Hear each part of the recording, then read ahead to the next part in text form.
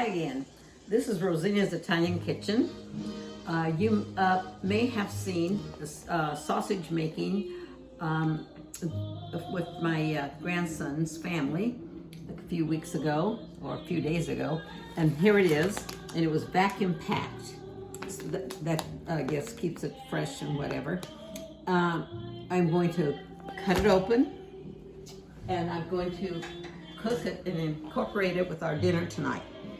And I'm just putting a little water in my skillet to cook this, and then I'll brown it and make sure it's well cooked before we, of course, eat it.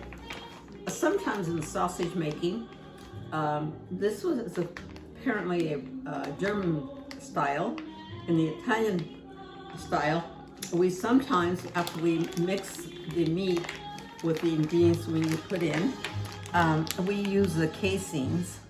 We sometimes cook the mixed meat on the stove for us to enjoy while we put the sausage in the casings.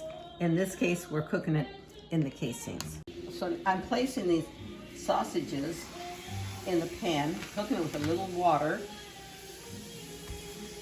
and I'm going to put the lid on it, let it cook for a little bit of time. That's funny.